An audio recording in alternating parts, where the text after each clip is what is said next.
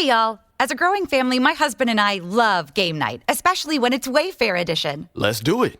You gotta name as many Wayfair furniture and decor categories as you can. Ready? Go. Sofas, bar stools, beds, ottomans, outdoor seating, bookshelves, kitchen tables, garden sheds, mid-century modern lamps. Time. Nice. You got 9 out of a lot. Not too bad. Keep practicing by visiting wayfair.com, where you can shop every style for every home. Wayfair, every style, every home. Welcome to Deep Work Out Loud, the thinking that fuels our life, our work, and our leadership. I'm Julie Harris Oliver. This is the podcast where I sit with another professional coach and we do some work around a single concept, a piece of inspiration, a topic we've seen come up in coaching. If we're really lucky, while we're talking about it, we might demonstrate what coaching might look like and feel like, and we'll see how it goes. It's all an experiment. With any luck, you will leave with something you can apply and use in your work, your life, or both. And today I'm here with Abbie Young. Abbie Young is an executive and leadership coach who has spent more than 15 years working with high-performing individuals and teams across several industries, from elite athletics and nonprofits to higher education and consulting. As founder and CEO of Agile Coaching and Consulting, Abbie works primarily with young adults and professionals as they navigate a variety of challenges and changes, from their initial transition into the workforce and making decisions around career paths and trajectories, to leading a team for the first time, and defining their leadership style and values, to career transitions. She studied applied positive psychology in grad school with the goal of understanding how to help people thrive, and draws on the full extent of her background to bring a unique blend of rigor and warmth to her work. Hi, Abbie. Hi, Julie. Thank you for having me. Thank you for coming. I'm really excited. Before we dig in, can you tell me what led you to coaching? Yes, and I'll spare you the full long story. So I was coaching athletics for many years. I was a rower in college, and after college was coaching high performing youth athletes, and COVID hit. And that led me to my master's degree in applied positive psychology, because I realized pretty early on in the pandemic that there was so much value in my ability to mentor and guide and help the young women that I was coaching outside of the daily practices and races and things like that, and felt called to be able to help them outside of that. So I did some research, spoke to some various people, all of whom recommended my master's program at the University of Pennsylvania, the Master of Applied Positive Psychology. And while I was there, I was like, okay, this is great. And what the heck am I going to do with all of this stuff that I'm learning? And I spoke to a fellow classmate of mine, a woman by the name of Eileen Schaefer, who works out at Silicon Valley Change in California. And she had recommended to me that I look into executive coaching, explained to me that it was an area where people tend to intersect with positive psychology. And there's a lot of integration of positive psychology theories and practices and tenets in the space of executive coaching. So here I am, fast track several years later, but truly all thanks to Eileen. Amazing. Yeah. So what did you want to dig into today? I would love, first of all, I loved your intro because it's relevant. You mentioned people may learn about how to integrate coaching into their work. Mm-hmm. And that is exactly what I want to talk about today, how leaders can incorporate coaching skills into the workplace, and specifically how they can understand when to coach versus when to employ the typical tactics of leadership that we understand to be more directive, prescriptive, etc. So how do you differentiate between the two? Let's start there. I differentiate between the two in terms of who is asking versus answering the question.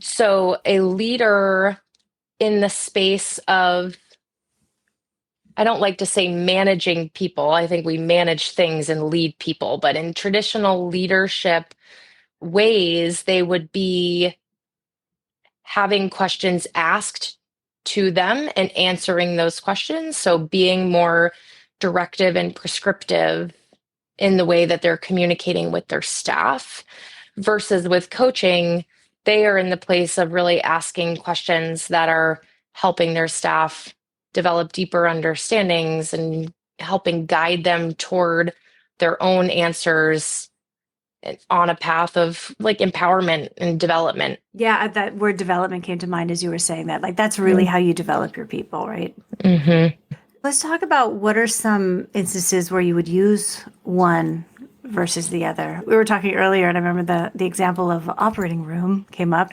That is maybe not the time Yes. to coach. Yes, So yes. how do you differentiate when to employ which?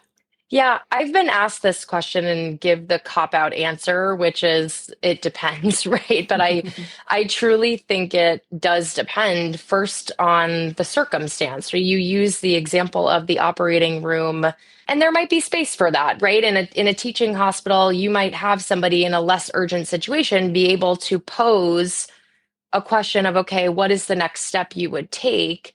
Certainly in an emergency, that's likely not what you would expect, right? So there's an element of circumstance, and I would also say urgency, and perhaps there's an element of importance too, right? If something is happening that is truly critical to an outcome, it might not be the space for a coaching question, but perhaps in the immediate situation, the immediate context and conversation, there is a little bit of space for somebody to explore and be able to answer their own questions too. I also think about it in terms of context. And what I mean by that is this something that's happening over email, or is this something that's happening over text or face to face, right? Is this something that if you pose this question to somebody, pose a question such as, how would you handle this to somebody, are they going to go off and just do it the way that they would like to handle it? And is that okay with you? Or is this a space where perhaps that's not what you'd like them to do? So you have to create a little bit of a buffer, right? I want you to answer this question, but I'm still going to say, go forth, or let's revisit this. So I think all of those, all the context work, kind of urgency, situation, communication method, are all factors of consideration for when one is employed versus the other. And I'm thinking as I'm listening to you that there's probably a lot of work that has to happen. I don't know if it's a lot of work, but some work has to happen if you were to start doing this. Like you said, you can't just ask a question and let them run off and do the thing, right? Sure, so what sure. kind of pre-work do you have to do to create the kind of culture where when you start coaching, someone's going to know that's what you're doing, and not just, oh, my leader has no idea, they're asking me all the questions? That's it's such a great question, because I always think about what would happen if someone is very well intentioned but has never used a coaching strategy before, and what would the reactions of their staff be? Probably like bewilderment. They'd probably be shocked and Like, don't you know? exactly, like what, and what an odd, someone who's normally telling me things, all of a sudden I'm being put on the spot, right? I think it just creates all sorts of types of confusion. So I think the landscape is broad here, right? There's a lot of pre-work that has to be done. I'm always a fan of transparency, first of all, right? It's probably a good thing to say, hey, staff, I'm going to try something new, and explain how and why and when, et cetera.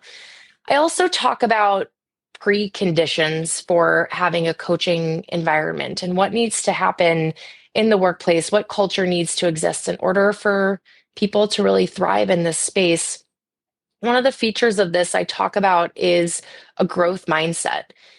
People have to believe that they have impact over themselves and their own development in order to really benefit from a coaching relationship, right? Even with a leader, supervisor, et cetera. You said yourself a few minutes ago, a lot of this is how we develop people, right? We kind of hand them back the baton and say, okay, like, your turn, you teach me, you tell me.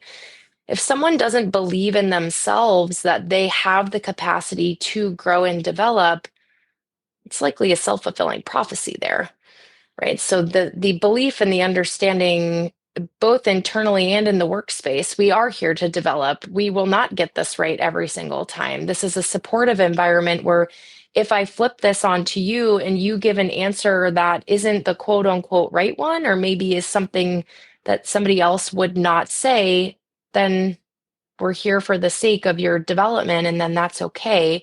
Which leads me into the next precondition, which is psychological safety.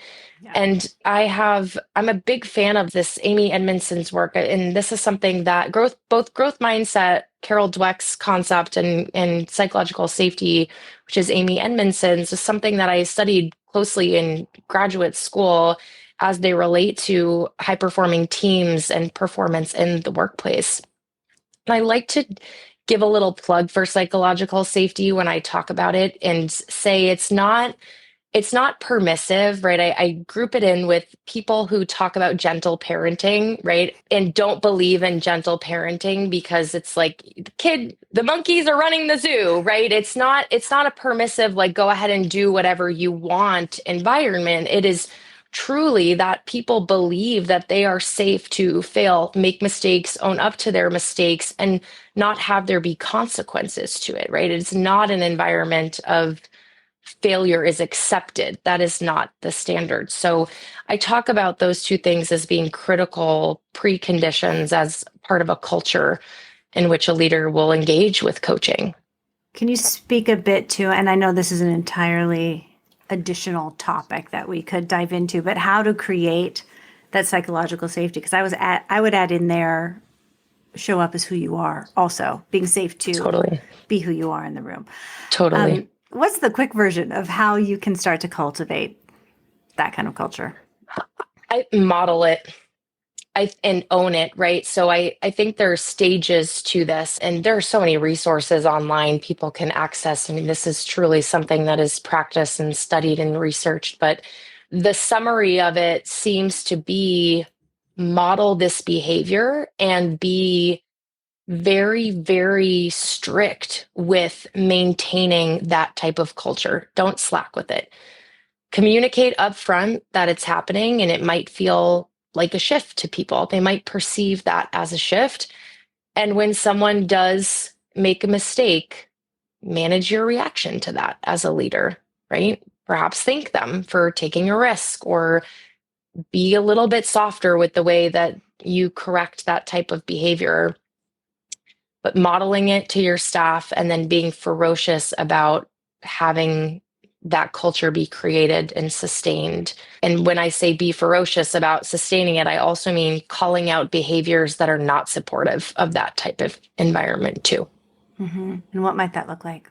Say that we're in a group meeting and you are on my staff and you were going around and sharing ideas, and you say something that you show up as you are, authentically as you are, and say something that somebody else finds silly, and they snicker or sneer in response to that, make a face or something. If I observe that as a leader, I might say, now I'm afraid to choose a name with calling somebody out, but I might say to that person, Julie took a risk there. And in this culture we're trying to create, we are trying to make sure people feel safe and comfortable taking risks.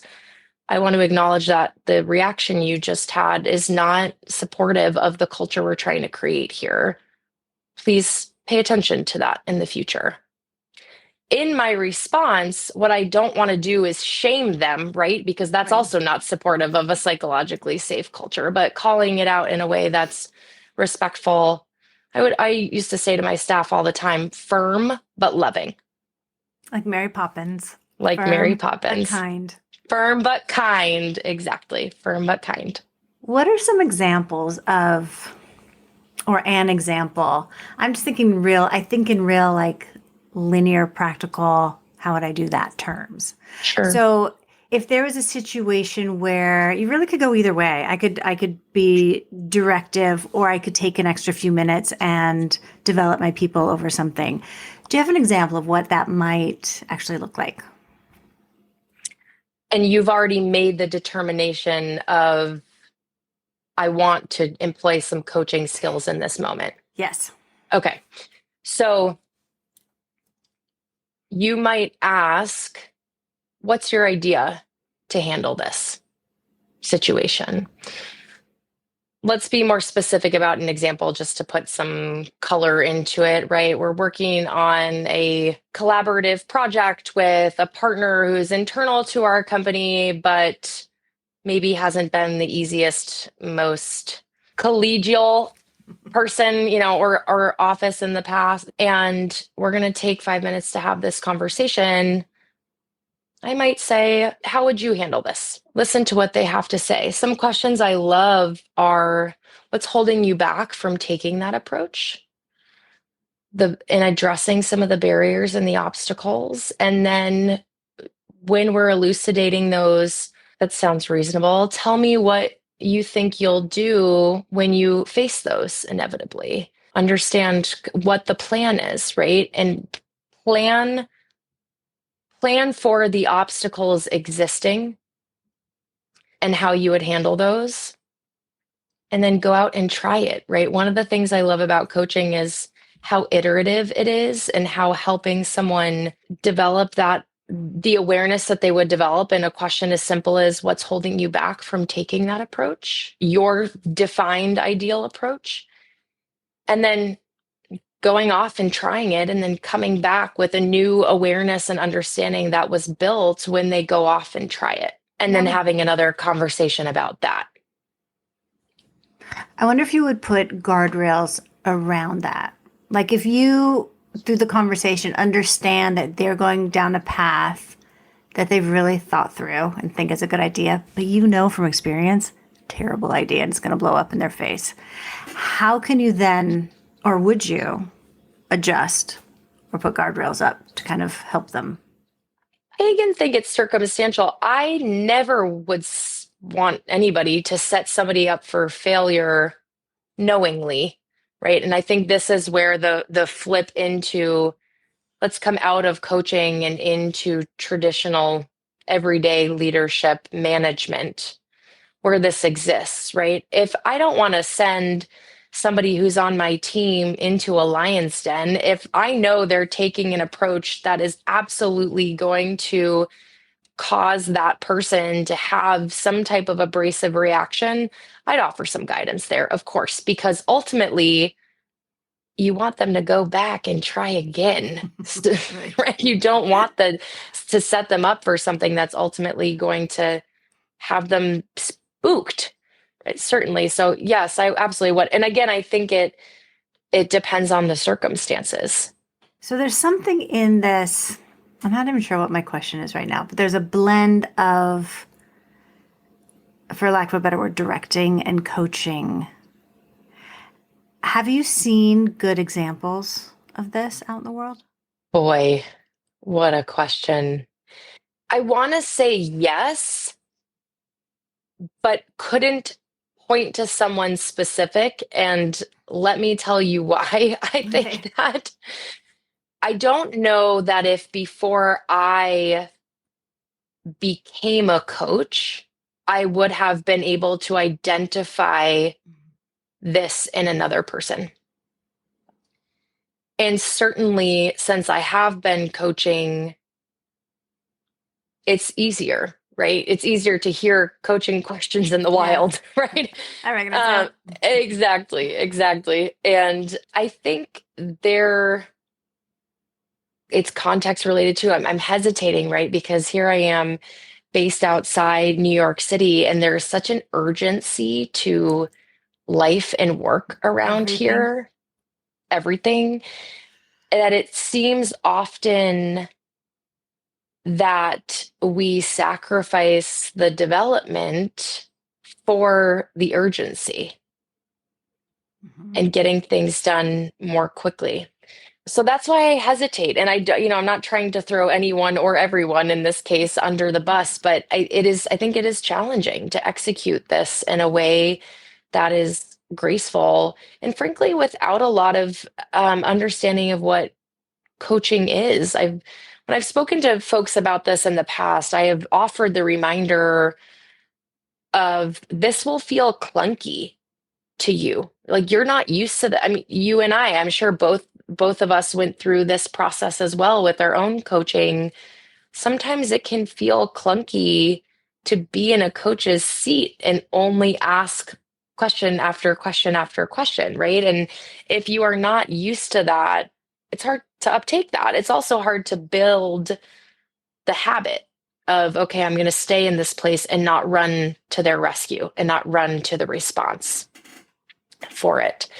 Interestingly, what's coming to mind in direct response to your question is I've seen people be really good at this in parenting, using coaching questions with their kids. And isn't that the same? We're trying to develop our kids as we raise them too, right? And the kind of putting it back on them. I'm not going to rescue you from this challenge that you're facing. I'm going to ask you some questions to help you develop your own voice and your own understanding of how you'd like to handle this. And then maybe I flip into the guiding parenting. Again, I'm not sending you into the lion's den here, but it's a helpful method to teach young people how to become young adults. Yeah, I wish I had been that conscious in my parenting. Oh man. As I look back now, I'm like, I wish I had these skills. Doesn't everybody? But I think it is incredible to watch. I'm thinking about silly things, right? We identify it in the wild. Actually, a mother I watched of two youngsters in an airport and managing the chaos of the airport and a layover. And it seemed like there was a grandparent was there and they had just left Universal. And so everybody had toys and stuffed animals and it's just chaos in the airport. And she took the time in kind of a tricky moment to get down, literally, physically get down on our kids' levels. And I overheard some of the things she was asking them, right? Kids were probably like 6 and 4 or 5 and 7, and teaching them through a way of helping them understand and helping them answer their own questions and develop an awareness and understanding of the world around them. And that it delighted me to see that. Incredible. And just recognizing too, we were talking about preconditions earlier, being able to regulate yourself as a leader, as a parent, whenever you're going to ask coaching questions or sit in the coaching seat is so critical. Taking yourself out of that situation and managing your own emotional reactions to whatever is happening in front of, to, or around you is really critical to be able to stay in that place and keep the attention, the focus on the other person. You have to. Easier said than done. I know. I'm like, oh. Yeah. And I'm wondering if I'm going to ask about, does this work better in person? Can you do it remotely? Is this an argument for return to office, which I always hate to be on the side of the return to office argument, but yeah, it's a question. How does this play out in person versus remote? Yeah. I'm not so sure. I mean, I'm sure there are differences, but what comes to mind for you when you ask that question?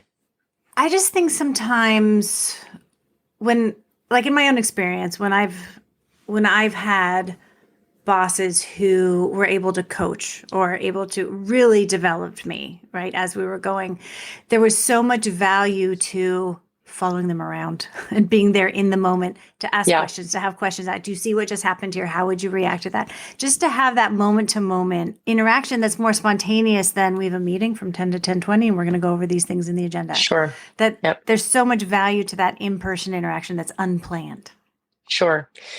Then in that case, yes. And that, again, talk about a tangent and different topic of conversation. I do wonder how much is that happening in the workspace today? And again, I am biased because the culture of the New York City metro area is chaos, right? I mean, it's fast paced and chaotic. So certainly take it back to the operating room example. you're going to get a whole lot out of being in person as a surgeon than you would be on the phone over the computer. It's not Talking about it afterwards. exactly. Yeah. Not just debriefing.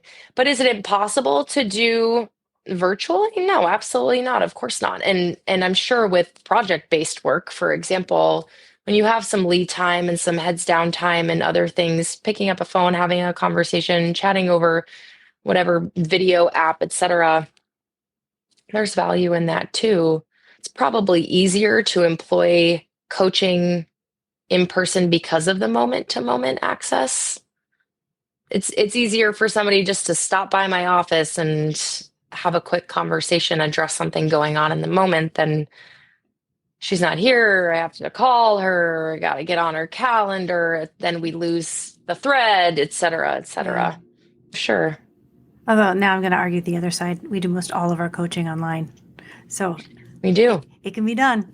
It certainly can be done. And also we're in those sessions to be coaching, right? So that's the other piece of it too. I would say also there's an element of we might be working on a project and you could ask some questions of me, right? Use your own coaching questions of me. And then to tie back into what we were talking about earlier, say to me, have a think about that and come up with your response to it. Don't do anything until we chat again. Come back to me and let's have a conversation. So there is a little bit of built-in guidance and guardrails around action, right? Following that and I would imagine that conversations online probably are fewer guardrails, right? Mm-hmm. Being in person is a little bit easier to say, please don't run off and do this right away. So being clear in your instructions, I would imagine, would be helpful for folks too. Yeah. One last question for you. Why now? What makes this important? What makes this urgent? That's a great question. Navigating the return to the workplace, understanding people have fewer in-person training opportunities, shadowing opportunities. We're navigating a hybrid environment, truly. And second, Forbes released a study in 2020, I want to say, that was talking about workplace dynamics and very simply said something like young people want coaches as managers. They don't want prescriptive. They want to learn. They want to develop. They don't want to just be told what to do. And so in the, appreciating that young people are growing up and entering the workforce and becoming leaders in the workforce, we should pay attention to how we're training them and their preparedness. And thirdly, I would say, oh boy, is the world changing. I mean, how different are things than they were 2 years ago, just with AI coming on the scene as quickly as it has, and ensuring that we are equipping people appropriately, not only kind of with the hard skills, tactical approaches and strategies, et cetera, but also with their own ability to navigate complex situations in a world that is increasingly complex. We probably want to pay attention to that right now. Yes. How have you seen this show up in your career, if at all? Oh, well, I have seen both. I've had for sure real direction and control bosses. I had one who used to correct the words as they were coming out of my mouth. Oh, wow. In meetings. That was wild. And I've had real teachers and coaches who really spent time to help me develop and really deeply understand what I was doing and to know the why and how everything fit together and all of those things. Yeah.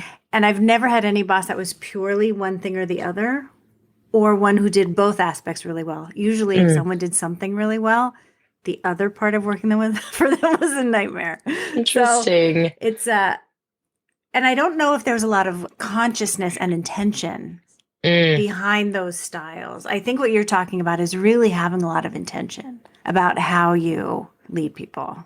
Absolutely. Which I think is the switch collectively Absolutely. we all need to make.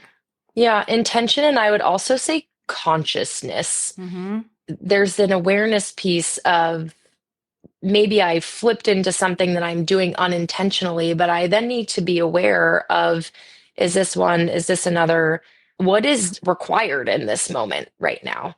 And being able to be in that space of like true mindfulness. It was funny as you're talking, I was thinking, yeah, I wonder if people default to one versus the other because being in a coaching space and almost sometimes it's not necessarily sitting on a fence, but certainly you are taking yourself out of the dynamic, right? Putting the onus on somebody else. That doesn't always align with the skill set of being direct or directive or prescriptive. Mm-hmm. So I think the intentionality of honing both skills also really matters, and understanding, do I default to one versus the other? What is required of me in this moment? What would benefit my staff most in this moment? And also, am I a person who can receive that feedback from them? There's requires openness and willingness as well. Yeah. And it feels to me like a first step might be, if you were thinking of being more conscious and intentional about doing this, is just spending some time noticing, what am I doing and what Yeah. am I leaning into and how am I approaching this? Yeah. Get a coach. Ah, Yeah. There it it is. Build some awareness. Get a coach. yeah. Yeah. And that also, that piece you said earlier about being able to regulate yourself, especially as urgency ramps up and speed ramps up and emotions ramp up. And then all you can do is tell people what to do. Right. You know, you really have to be present in your body, calm in your spirit in order to be able to pause. Yeah. I had a beautiful question at a conference around this topic once, and one of the session attendees, I was speaking on this topic, she asked me, well, what happens if when I use coaching questions, they don't get to the answer I want them to get to? And then I flipped it back to her and said, why do you want them to get to that answer? And that is in a space of, if I were the leader in that moment, I'd have to recognize that impulse in myself, be able to ask myself that question, what is fueling this desire in me for them to get to this specific answer? Is it something about the specific answer? Is it something about the urgency? Is it something about something else? Is it my own ego? And then be able to answer those questions honestly and likely take myself out of it, not make it about me. Then, of course, we flip into the examples of, well, if it is actually critical, if it is actually urgent, perhaps there's space for that. But yeah, the self-reflection in the moment is hard. Yeah, well, because the dark side of that is manipulating someone through asking them a bunch of questions to get them exactly where you want them to go. Right. Ew. Ew. No one Ew. wants to be on either side of that. No, you do not. No, you don't. And I mean, how gross does that feel as an employee, right? Of just, is this my thought? Were these my ideas? Did I get it right? Oh God, Right. did I get it right? Right. Which comes back into the fear, like the fear, did I get it right? That comes right back into the psychological safety piece, right? Mhm. You can't be answering questions out of a place of fear. I have to get it right or else. How much, I mean, let's talk about how much psychological safety fosters creative thinking and how critical psychological safety is to come up with answers that perhaps we haven't seen before.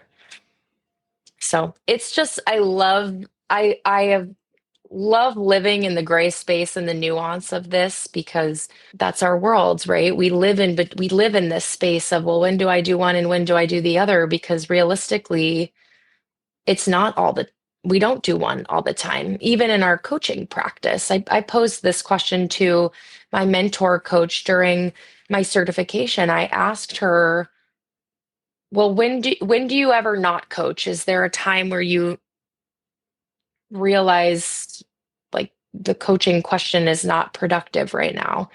And her response to me was, when I am fairly confident, almost certain that I have exhausted a client's self-awareness. They have truly reached the limits of their ability to answer this question for themselves. Then I will step in with some suggestions, right? Because it might be a knowledge limitation. It could be an aware, we can only be so self-aware. So just being able to have the understanding of, when have I reached the end of this, right? And are we going around and around in a circle that's not helpful?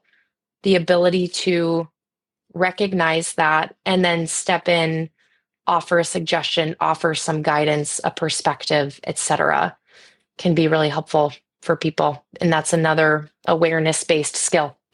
For sure. I'm thinking especially the demographic in your bio that you're working with. I find people earlier in their career, sometimes they're circling around a thing just because they don't know. That's right. And I talk about this, and I've asked this question, right? How is working with different age groups different?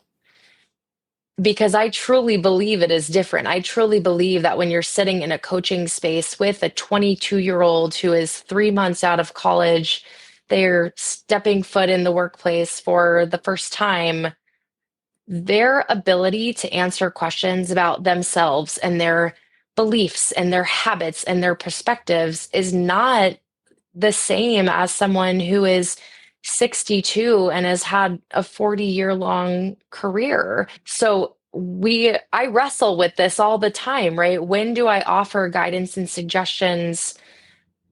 And when do I stay in the coaching space? Because it is critical, right? We're here for their development. So it's critical that they do develop and build that skill.